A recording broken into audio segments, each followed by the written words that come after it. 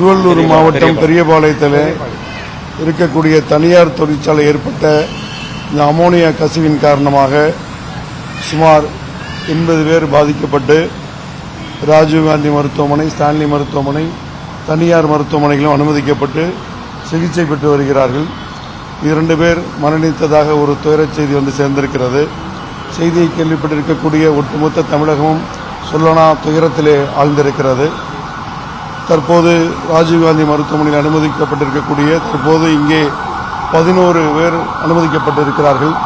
அவர்களை கண்டு மருத்துவர்களையும் சந்தித்து அதிகாரிகளையும் சந்தித்து நிலைமையை கேட்டறிந்தோம். ஒரு 48 மணியிலிருந்து 78 மணி நேரம் சென்ற பிறகுதான் எதையும் உறுதியாக கூற முடியும் என்ற நிலையிலே அவர்கள் சொல்லியிருக்கிறார்கள். அனைத்து கிட்டத்தட்ட 7 துறை சார்ந்திருக்கக்கூடிய மருத்துவர்கள் சிகிச்சை அளித்து வந்து கொண்டிருக்கிறார்கள். மற்ற மருத்துவமனையிலிருந்து முதலுதவி சிகிச்சையெல்லாம் தரப்பட்டு அவர்கள் இந்த மருத்துவமனைக்கு இங்கே அனுப்பி கொண்டிருக்கிறார்கள். இங்கேயும் சிறப்பான முறையிலே சிகிச்சை மேற்கொள்ளப்பட்டு வருகிறது.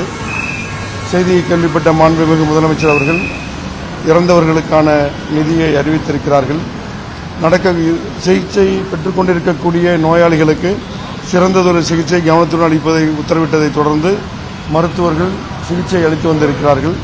அதைவிட குறிப்பாக இதுபோன்ற ஒரு துயரம் நடைபெறாதவென்னும் இருக்கக்கூடிய தொழிற்சாலைகளே முறையான ஆய்வுகள் மேற்கொள்ளப்பட்டு இதுபோன்ற வாயு கசிவுகள் எல்லாம் ஏற்படாதவாறு தடுக்கக்கூடிய வகையிலேயும் நடவடிக்கைகள் மேற்கொள்ள வேண்டும் என்பதையும் மாண்புமிகு முதலமைச்சர் அவர்கள் அறிவுறுத்தியிருக்கிறார்கள்.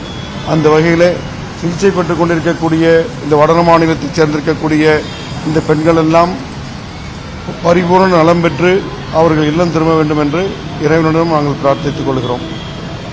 2 லட்சம் போதுமானதா இல்லை முதலமைச்சர் அவர்கள் முதல் கட்டமாக இந்த 2 லட்சத்தை அறிவித்திருக்கிறார்கள். அடுத்த கட்டமாக ஆலோசித்து அரசு தேவையான முடிவுகளை அறிவிக்கும். பிளே ஸ்டோர் மற்றும் ஆப் ஸ்டோரில் இருந்து பாலிமர் செயலியை QR கோடு மூலம் பதிவிறக்கம் செய்யுங்கள். செய்திகளை உடனுக்குடன் பெறுங்கள்.